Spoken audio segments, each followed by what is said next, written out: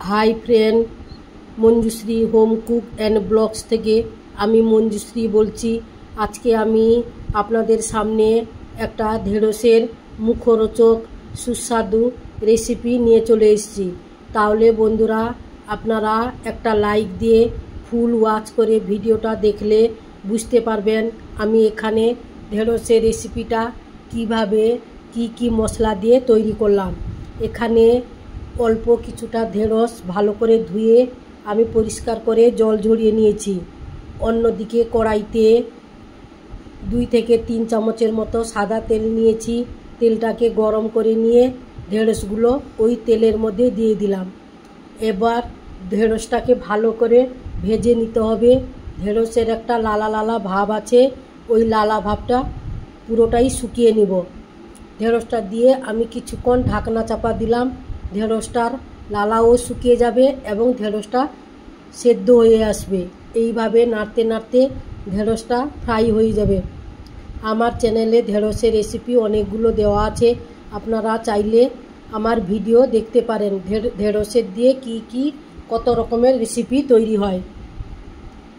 তাহলে ঢেঁড়সটা আমার এখানে ফ্রাই করে নিয়েছি। ফ্রাই বলতে ডিপ ফ্রাই নয়, হালকা করে ফ্রাই করেছি। কালারটা সবুজ সবুজ আছে। ঢেঁড়সটা তুলে নেওয়ার পর ওই তেলের মধ্যে আমি 3টে শুকনো লঙ্কা সঙ্গে 1 চামচ জিরে ফোড়ন দিলাম। ফোড়নটা একটু ভেজে নিব তেলের মধ্যে। একটা স্মেল বেরিয়ে এলে এখানে কুচনো পেঁয়াজ দিয়ে দিব।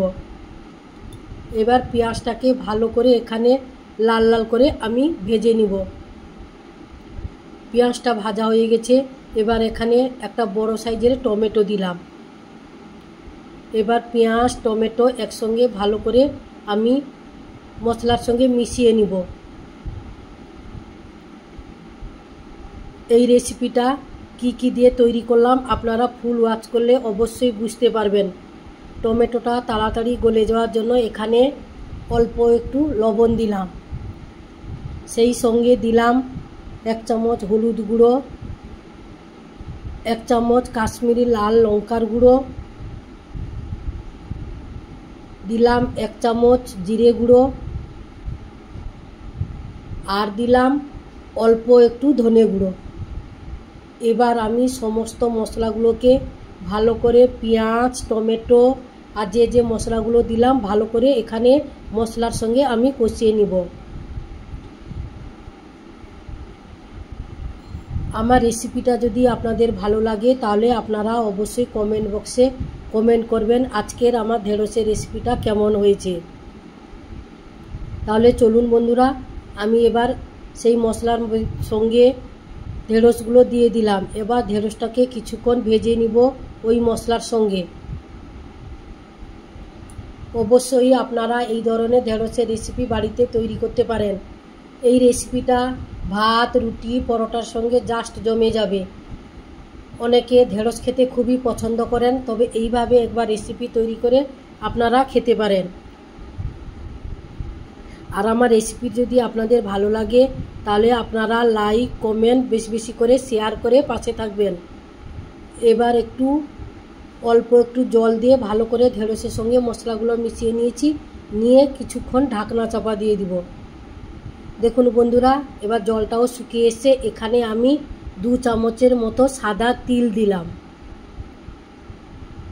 সাদা তিল দিয়ে ভালো করে আমি নেড়ে নিব। তিলটা ঢেঁড়সের সঙ্গে একেবারে মিশিয়ে নিব। ঢেঁড়সের অনেক রকমের রেসিপি হয়। ঢেঁড়সের ঝাল, ঢেঁড়সের পোস্ত, দই ঢেঁড়স, ঢেঁড়সের চচ্চড়ি, ঢেঁড়সের ভাজা। তবে আমি যেভাবে এই রেসিপিটা তৈরি করেছি আপনারা এইভাবে একবার হলেও তৈরি করে খেতে পারেন।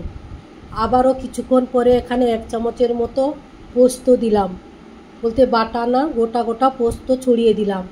ছড়িয়ে দেওয়ার পর আবারও ঢেঁড়সের সঙ্গে ভালো করে মিশিয়ে নিয়ে একটু ভাজা করে নামিয়ে নিব। তাহলে আমার ঢেঁড়সের রেসিপিটা একেবারেই পারফেক্টভাবে তৈরি হয়ে যাবে। গ্যাসের ফ্লেমটা লো টু মিডিয়ামে রেখে আস্তে আস্তে করে একেবারে রসটা শুকিয়ে নিব।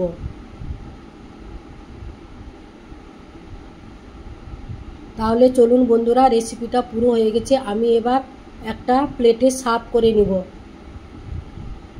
আপনারা অবশ্যই বাড়িতে একবার হলেও এইভাবে রেসিপিটা ট্রাই করবেন। তাহলে বন্ধুরা আজ আসছি, নমস্কার। আবারও আপনাদের সঙ্গে অন্য কোনো রেসিপিতে দেখা হচ্ছে।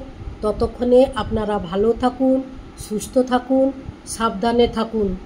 অবশ্যই বাড়িতে একবার হলেও ট্রাই করবেন। খেয়ে আমার কমেন্ট বক্সে কমেন্ট করতে ভুলবেন না। এই ঢেঁড়সের রেসিপিটা খুবই টেস্টফুল এবং খুব সুস্বাদু একটা রেসিপি। খুব সহজে চটজলদি এইভাবে ঢেঁড়সের রেসিপি আপনারা বানিয়ে খেতে পারেন কোনো ঝামেলা ছাড়াই। তাহলে আজ আসছি, টাটা, বাই বাই।